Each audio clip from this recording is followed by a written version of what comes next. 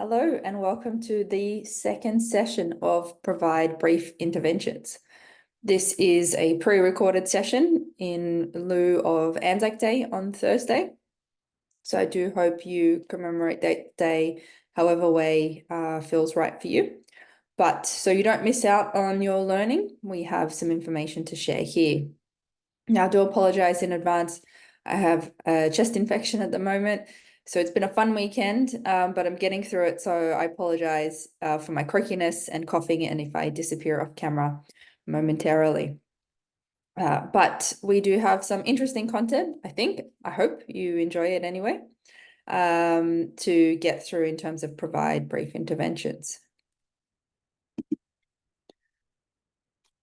So I would like to acknowledge the traditional custodians of the land. So the lands that I'm meeting on are those of the Dharawal people.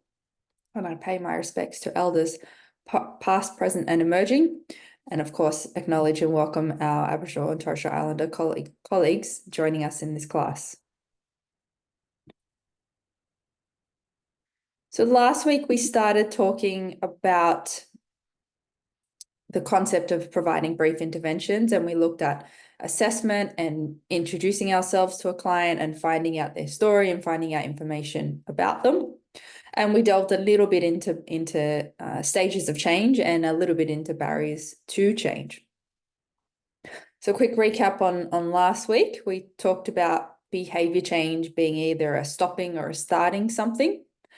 And people need to go through what's known as the stages of change, whether consciously or unconsciously, in order to make that behavior change. So whether it's new healthy eating habits, whether it's a better work-life balance, whether it's joining a football team and getting into readiness for that, everyone starts somewhere. And if people are not motivated to change, if people have no desire to change, if the cost-benefit analysis of staying the same is better than changing, whether that be cost, emotional, time, then people will stay the same. Why would I change if things seem worse? Now, often when we work with the clients that we do, let's look in the AOD space, substance use disorders are not good for anybody, right? And so we want to support our clients through that change. And ultimately changing to a reduction in that AOD use or cessation of the AOD use is the best case scenario. But we don't know what that might look like for a person. And we don't want to urge people into, for example, cold turkey. And we don't want to urge people into change if they're not ready. Last week, we looked at internal motivation and external motivation. And people need to be internally motivated in order to make the change that's right for them. You might have a family member in your own life at you all the time. You have to change this, you have to change that. And if you have no desire to do it, you won't do it. It doesn't matter what they're yelling at you. Now, that external motivation is good and fine and can be very useful when people start to listen to it. So when people consider change, they come against barriers to change. They can be both situational and environmental. So sometimes situational factors can be difficulty passing the contemplation stage. So this is, do I, don't I? In that pre-contemplative, I'm a no, I'm not changing, forget about it. Contemplation is, oh, I see some benefits, I'm still scared, I don't know, I've never done it before, or I did it and it didn't work, or I don't have support, or whatever the case is. So I'm not sure if I want to change. So this situational factor might be getting over that hurdle of getting through that contemplation stage. So they might be content with that problematic behavior, and where that external motivation or external sources of information might come from might be you as the worker, and you might help a client to weigh up the benefits of change, weigh up what life might look like if they were to change, or maybe what some of the current issues are with the behavior currently. So you might explore the cost, the health side effects, the trouble with the law, homelessness. It could be a whole range of things affecting a person who is using illicit substances. So you might explore those things. And it's helpful for a person to identify what they are. It's all good and well, again, like the family member telling you to do something, it's all good and well you saying to a client, well, it costs you a lot of money and you're out on bail and you don't have anywhere safe to live. And again, if I'm not ready to hear that, or if I'm perceiving that you're judging me, or I already feel shame, it's not going to work. Excuse me. And we have the environment and family as factors that might influence or be part of that barrier to change for a person. So everyday behavior is often seen as the norm. Some may need to see the adverse effects firsthand in a dangerous level to prompt change. So if I don't see that negative behavior as my family is telling me, again, I have no desire to change. Sometimes, excuse my French, but we might need someone to, shit gets real, where it's really crap. And that's where someone realizes change might be necessary, or we might start to consider it. So if you're playing along at home with your learner guide, you probably want to start from chapter 2 here.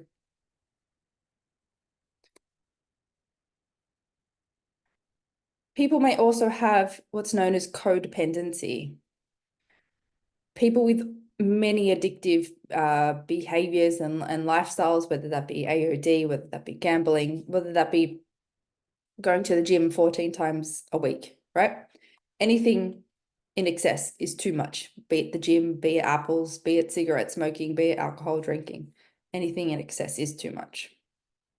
So people can form this dependency or codependency on that addiction. This can lead to self-perpetuating this cycle of both addictive and enabling behaviors. I know it's bad, but I can't stop.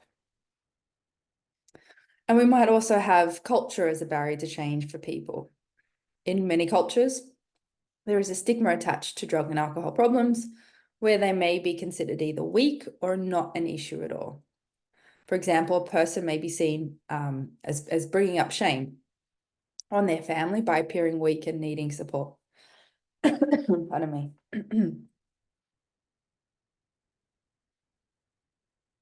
You're probably already aware, I don't think I've spoken about it in my classes, but there's still a lot of stigma around seeking attention and support for mental health concerns. I did talk about last week or the week before, 1 in 4 people, the statistics say in Australia, will be affected by mental illness at some point in their life.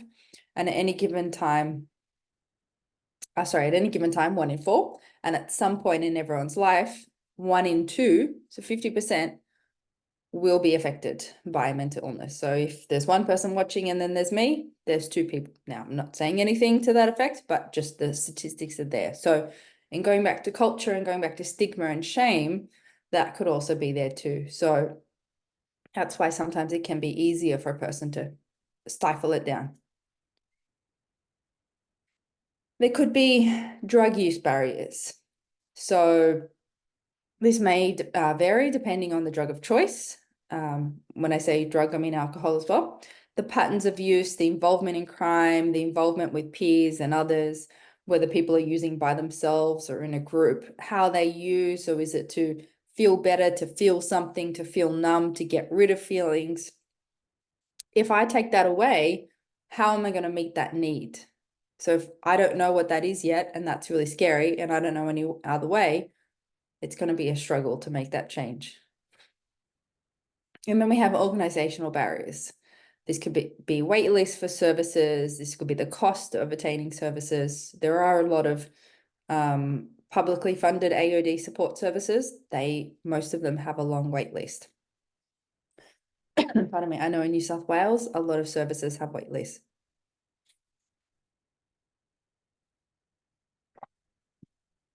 We do have, excuse me for a moment.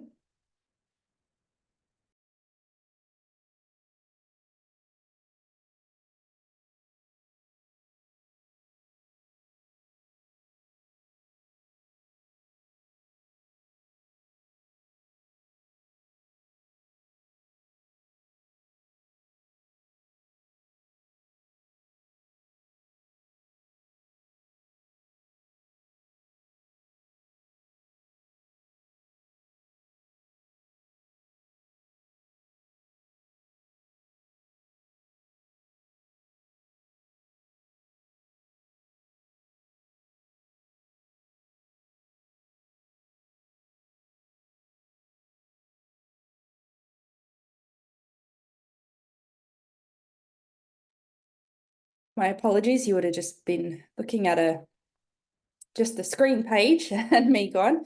There's so many buttons to get to. When you have a tickle in your throat and you need to get rid of it, apologies. But with organisational barriers, here in New South Wales, we do have a lot of privately funded AOD services. They come with quite a price tag.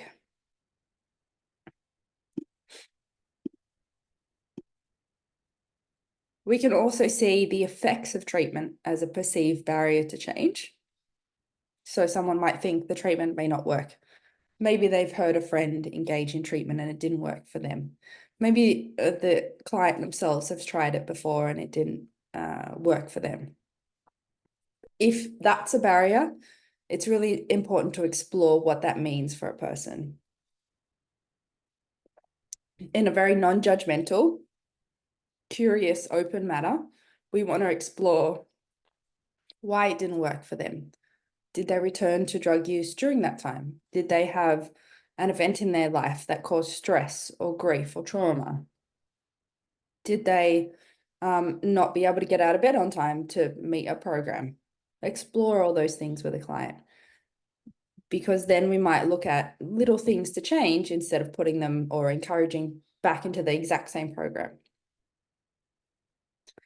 And also privacy and confidentiality can be barriers to change. So it's really important that you do not talk about clients to other clients, and all support services treatment facilities have strict policies on maintaining privacy and confidentiality. There are exceptions to the rule when we talk about age and people under the age of 18 and or 16 years. There's some different rules and regulations around different states around reporting or gaining consent from a person. But it's essential that you maintain your legal standards and your code of practice where you're working. But it's good to appreciate that clients may feel scared that their information might be shared, or they're in the same program as someone that they know and they don't want that person going and telling other people. Now, we can't control what clients do. When you are in a treatment program or you are in some kind of support service, we do ask clients, if you do see a friend or someone you know or an associate, let us know. We want to make sure you and the other person are safe, but also we want to maintain that you are both here for your own valid reasons, and let's support each other, whether that be indirectly around not maintaining any contact and not sharing any information with others, or having some support in programs or services.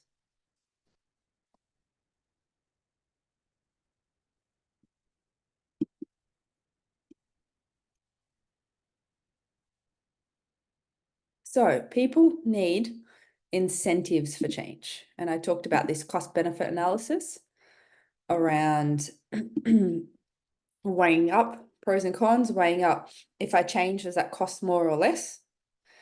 So you want to help someone figure out what the incentives are for change. Maybe you've heard of an analogy of a carrot and a stick. If you have this image in mind, you probably have a rabbit in your mind, and that's kind of where it came from. So we can look at reward or punishment as encourages for behavior and behavior modification and behavior change. Now, when we use punishment, we're saying that's bad or we're taking away, and people have that kind of view. When we use reward, we're focusing on the good, the things that have gone well. Now, there's a whole suite of work in that space, which we won't get into this evening, but consider carrot stick in terms of supporting someone engaging in change.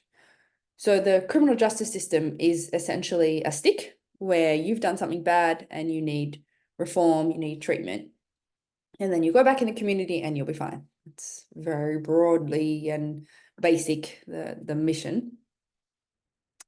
When we use the carrot, we think about what could you gain from this? Remember I spoke about when we take away, the brain thinks it as a loss. So what can we gain? What's this carrot that I can get? Maybe it's better social relationships. Maybe it's better finances. Maybe it's just feeling better. Maybe it's being able to sleep or being able to get up from sleep. So we want to figure out what those incentives are for each individual and tap into that.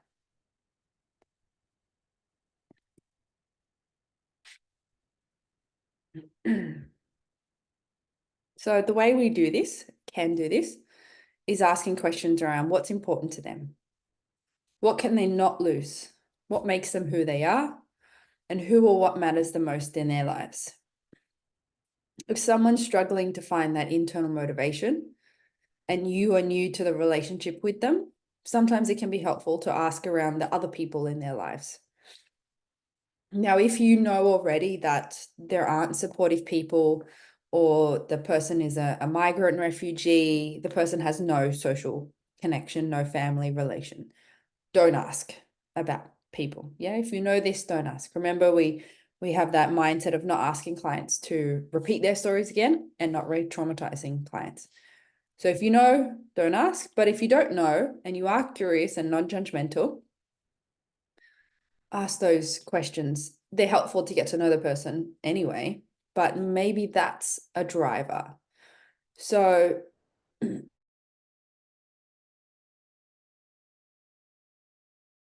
the smoking commercials have been around. You'll get gangrene, you'll lose your toes, you'll get lung cancer, right? That's how the mass media produced them. Very stick heavy. Quite a few, 5-6 years ago, there was a commercial put out around a carrot, and the actor in the commercial was saying he will get more time with his kids and his family and be able to play outside and run around. So that was his driver, his motivation. So we started with that, and let's pretend that his story evolved and he quit smoking, and then it turned out to be that internal motivation for him.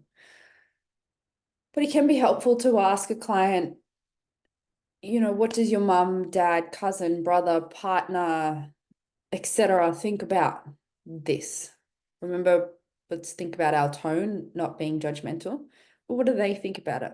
What would they say? What have they said, if anything? If you know that they referred the client, I noticed that your mum referred, and she had said that she was really worried about you.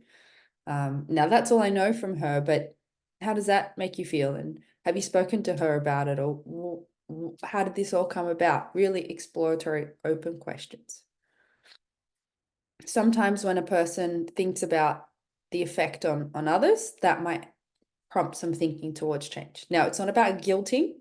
Family members do a wonderful job of guilting into change. It's not about that. It's about how can we tap into some incentives, some motivation to support a client to change.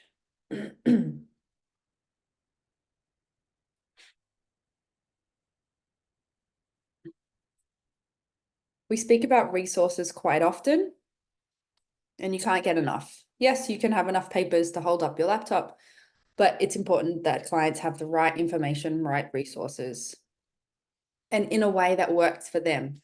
Can they read and write? Do they speak English?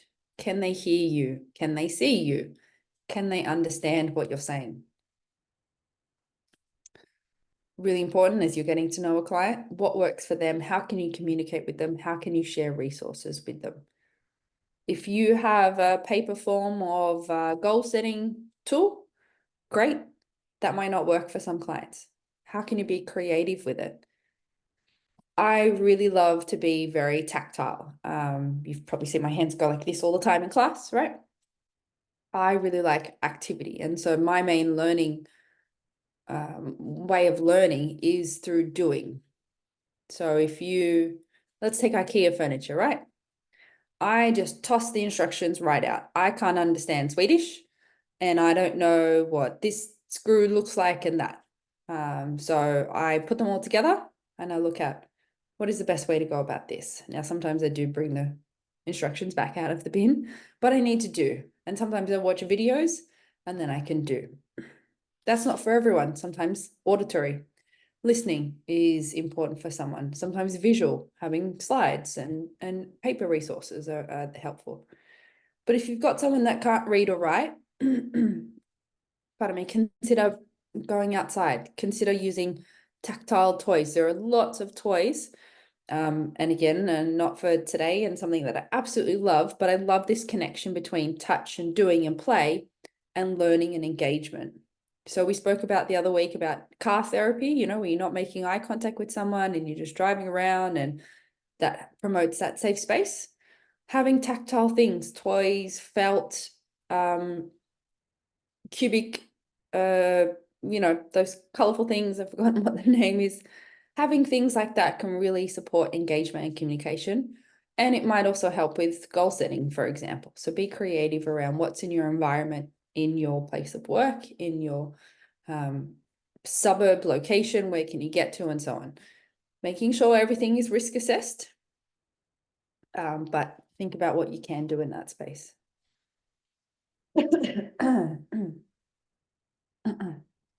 Excuse me. So the next thing that takes us quite a bit of time within session is motivational interviewing.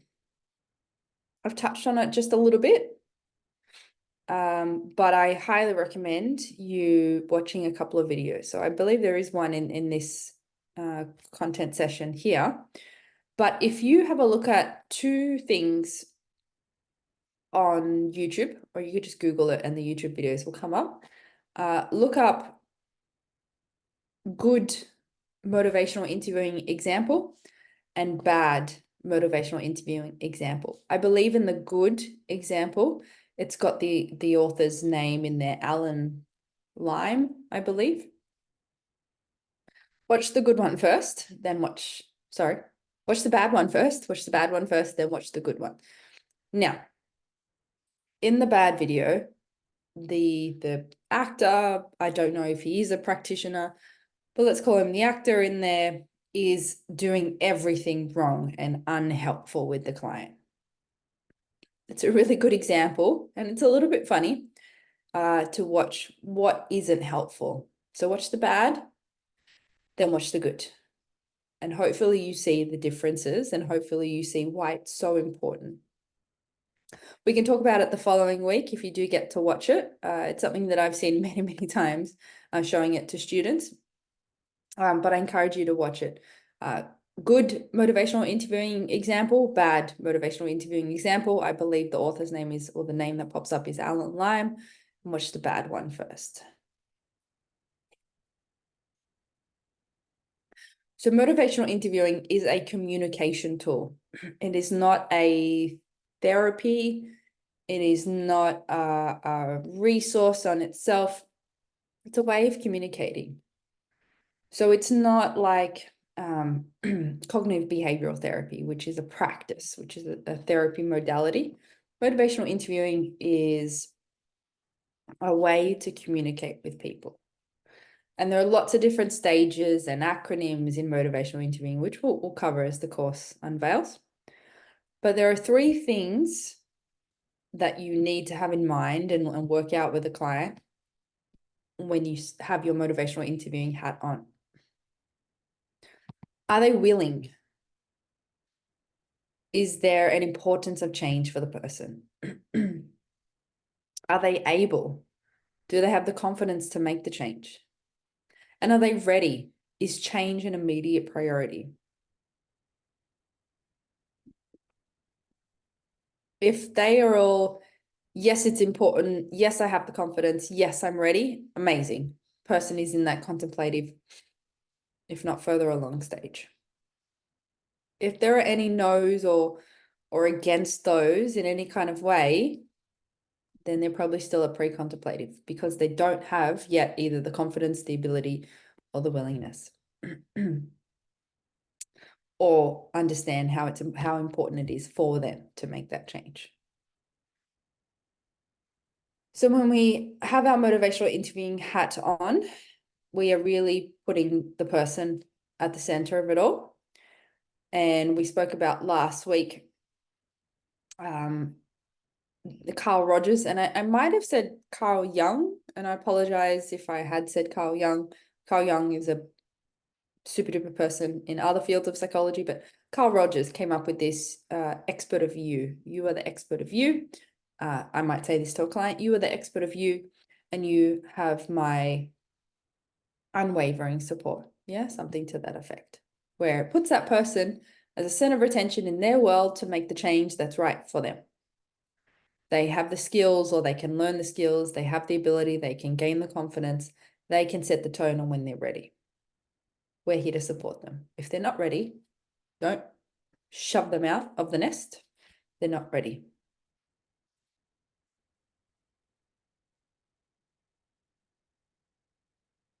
So information to bring awareness to is about helping a person understand any deficits they may face if they continue this unhelpful or harmful behavior.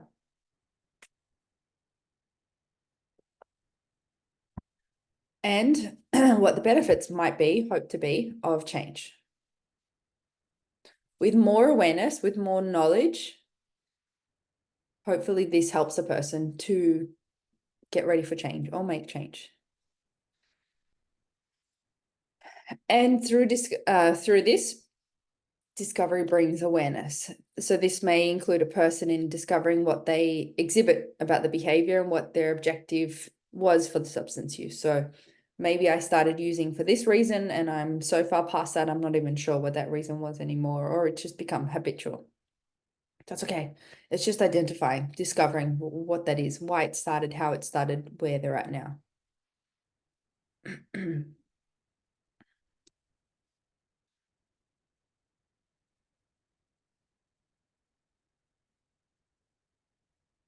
All right, so I mentioned key concepts and acronyms in MI. One of them is known as the spirit of MI. So it's a philosophical approach of collaboration and honoring the person who you're working with. Autonomy and power is given to the client as the expert in this practice. You, as a practitioner, need to resist the need to be right. It's hard because you probably are right. It's not helpful to tell people that. This urge to inform is balanced with an understanding of what stage the person is at that present moment. And remember, people can move through stages quickly, slowly. It depends on feeling, time of day, scaredness, resources, lots of things.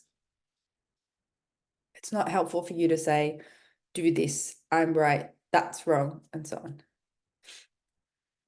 You need to explore the client's motivations. They will provide the reasons and the motivation for change to occur. You can explore, you can ask curious questions. Be mindful of asking too many questions that turn into leading.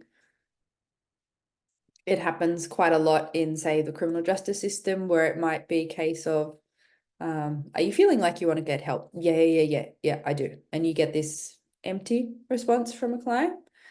Maybe they do want change, maybe they don't, but sometimes they can be saying what they think you want to hear, or they're scared and they haven't figured it out yet, and you just haven't given them the space to figure it out. If you do nothing except be empathetic, then you are doing a good job. Empathy is putting yourself in the other person's shoes. It's visualizing, thinking, experiencing what that might be like for someone. You don't need to have gone through the same experience as the person, but you acknowledge that that's real for them. You've got your own stuff, they don't know. And remember, we talked about boundaries and safe sharing. But if you can be empathetic, and I know that you all can be because you're in this class, and that's all you do, then that is excellent practitioner-client relationship. Now, if you do all the amazing other stuff, great.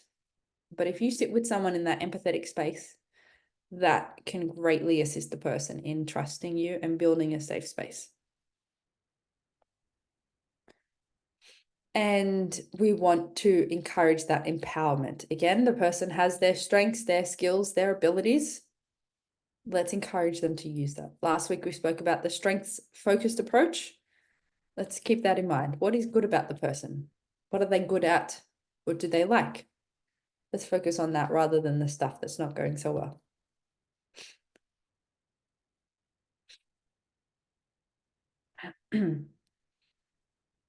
So An acronym that comes into motivational interviewing is OARS. Open-ended questions, affirmations, reflections, and summaries. Last week you practiced affirmations a little bit, or we call them prizing, where we look at what's inherently good, and we recognize that in a person. Remember, we move away from I am so proud of you, I am so happy for you, to you've done an amazing job. Even though there were challenges, you still showed up. Even though there were challenges, you stuck with the program. So OARS is a great way to remember what you're trying to achieve in the steps. Could you excuse me for a moment?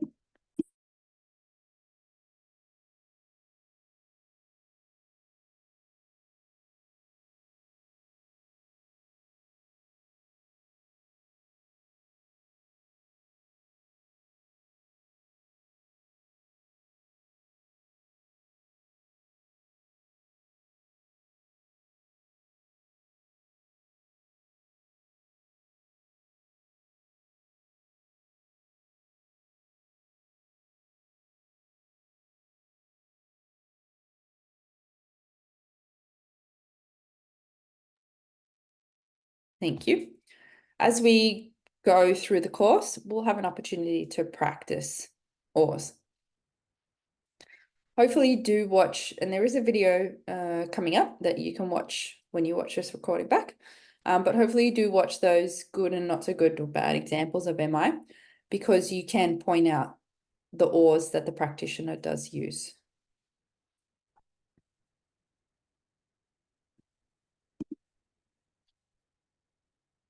So have a look at this later on, or as you're going through.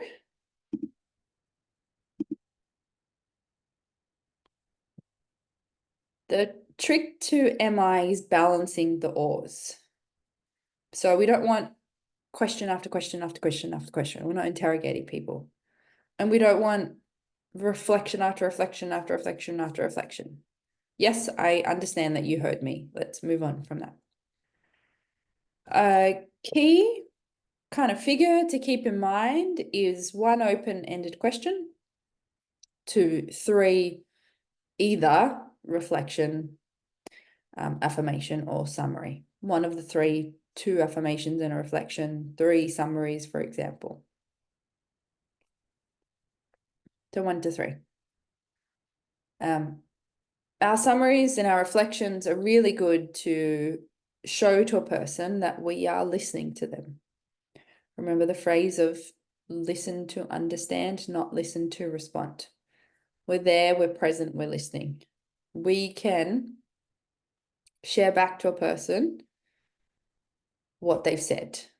Maybe we pick out elements to it.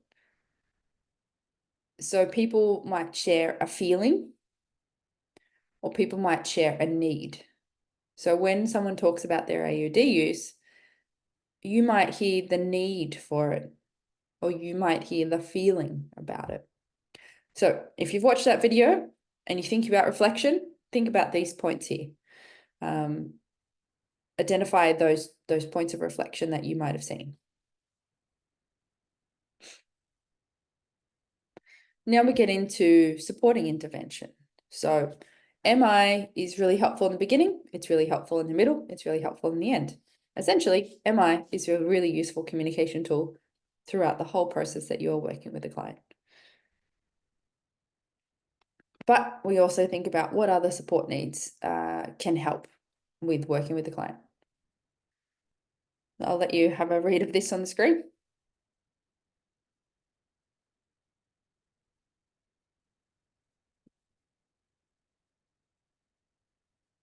Remember that how I feel about change today could be different in 5 minutes, in 5 days, in 5 months. Think about change that you've made in your life, big or small, and think about how long it took you. Was that the intended time? Did you change your mind along the way? Did you have people, resources to support? And was the outcome what you expected or what you wanted after that? your change process and the client's change process, in its technicalities, the same thing. What you're changing could be different, could be similar, but you do understand the change process because everybody makes changes every day. We just maybe don't put conscious thought to it. But when we change big things like, do I keep smoking dope or do I don't? Well, there's a lot to go into that in terms of why I started and how I use it and when I use it and why I use it. Encourage you to watch this video as well, this role play of brief interventions. It's a short one, but it's quite informative. So sometimes we have to be the creators of change. So following the video, it makes sense if you watch that, then come into this. But they speak about 5 A's: ask, assess, advise or agree, and assist and arrange. Ask looks at identifying the needs and risk factors. Assess looks at the level of readiness for change, and we can provide information to a client and ascertain their understanding of health and their needs. We also want to assess the level of risk. When we are advising, we're building achievable goals together, providing written information and completing this motivational interviewing process and working through that. When we have a suggestion to make, remember the trying not to be right. When we have a suggestion to make, it's really helpful and really empowering for someone else. If you ask for permission to provide that piece of advice or suggestion, it might sound like this. And I've used the name John a little bit, so I'll keep John as my imaginatory client. John, I've read a paper on a safe way to quit smoking. And it was quite a good read, but I appreciate that everyone is different and I haven't gone through that. But I thought it was interesting. Could I share it with you? John has his time to say yes or no. If John says, great, yeah, I'd love to know that. And you say, great, oh, here's the paper. Would you like to read it together? Would you like to take it away? Happy to do whatever you like there. But that's up to you. Just thought something might be helpful there. And we can chat about it more if you like. If John says no, you say, great. No worries, John. Thank you for hearing me out. But if you are interested later, just remind me and I'll pull it out. If a client says no, they don't want that piece of advice or suggestion for whatever reason it is to them, and that's okay. Leave it be. When we're looking at assisting, excuse me, we're developing risk factor management plans and supporting the self-monitoring of change. And when we're arranging, we are looking at referrals as requested or required or suggested, and we're looking into lots of allied health professionals and services.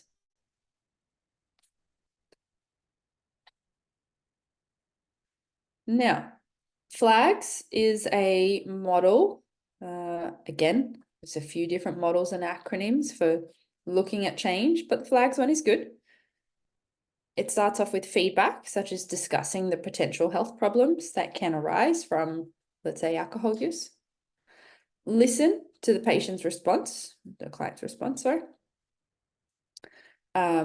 We want to hear for reasons to engage in that discussion with them. Let them speak so that we can keep drawing that out. Advice is giving clear advice that's asked for and warranted about the importance of changing. So not advice of you need to change, but here are the reasons why change might be helpful for you and promote all of these healthy things we're talking about.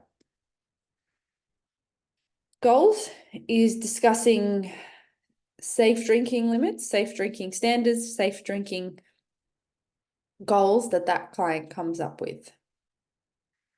And sometimes this can be as simple as 1 less drink, 2 less drinks. Maybe they're going to a party and instead of taking a slab, a 24-pack, they take 2 6-packs. If they're drinking 12 instead of potentially 24 or close to, 12 is a lot better. And then we have strategies. ask the client to suggest strategies that might be helpful for them. Rather than you launching into, oh, well, how about you just take 12 beers instead of 24? And they go, oh, okay, yeah, I can try that. And then it doesn't work. Well, it was your idea. Good idea, not what the client needs. Let them think about something. And whatever it is, let's say instead of 24, it's 20 beers. Great, we're still 4 beers short of that. So as long as the suggestion or strategy or goal that the client comes up with isn't worse, isn't I'm going to drink more, acknowledge and respect what they're saying and put that into practice, put that into a plan. Maybe you want them to go straight to 0, and maybe that's not achievable. So let's work in the time frame they have.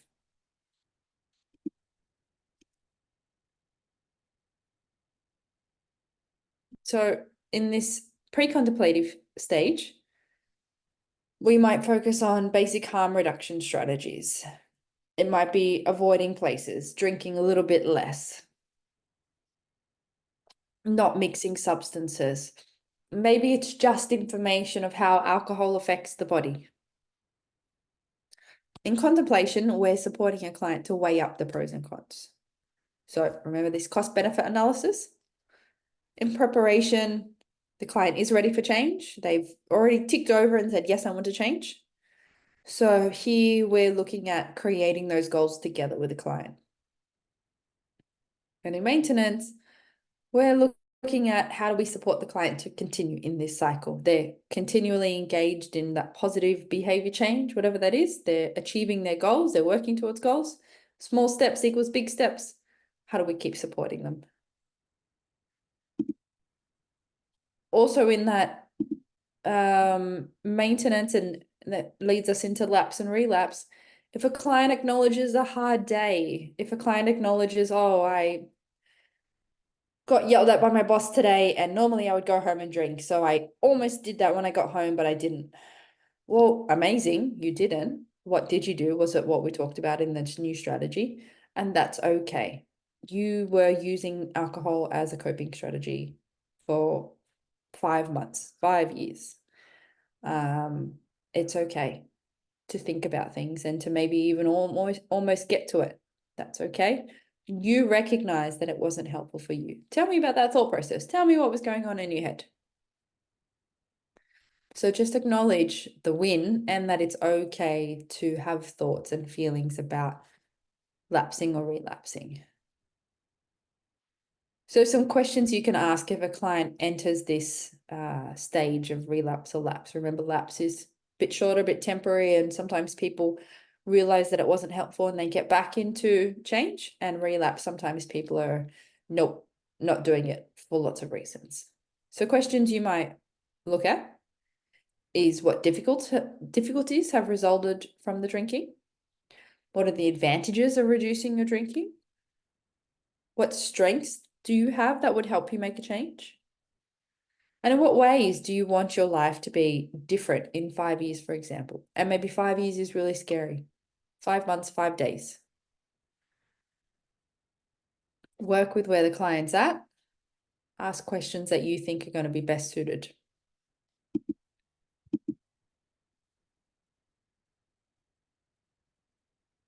So if we're in class, we'd look at some examples and we'd talk about, this motivational interviewing, we'd practice what these strategies look like. It doesn't mean you can't do it. It doesn't mean that you can't do some reading from your learner guide and watch some videos and think about how you might put into practice MI. And maybe think about if you are working, maybe you're already using some of the principles of MI that you knew or didn't know, and think about how they've worked for you and would you make any changes. And if it's brand new to you, think about how can you incorporate it in your life. Friends and family are wonderful as long as they don't know what you're doing. Yeah. So if you want to practice MI skills, it's really fantastic to practice with your family and friends. Don't give it away. You're not doing anything wrong. Just slowly start to bring in some open-ended questions. Someone comes to you, they're struggling with an issue, or they're a bit upset about something. Open-ended questions. Observations. I can see that you're really upset. Would you like to talk? I hear that that would be quite a struggle. That sounds really challenging. But you did X, Y, and Z that was really positive. Yeah, maybe practice those skills there. So that's it for our recording here of session 2. Please reach out if you have any questions. Please watch the videos that are included here and those other ones that I suggested. Have a look at your learner guide. You might be thinking about your assessment tasks now or after this week. So have a look at some of the content you've learned and maybe think about next week when you come to class if there are questions about the assessments that you have, or if you'd like to practice anything particularly. If you have specific questions, it might be better to chat offline, but if there's something, quite broad and general that we can do as a group, please bring them to class. Happy to use some time in class to work on that together. But otherwise, thank you for listening to me make it through the session, and I will see you at the next class. Thank you, everyone, and enjoy your week.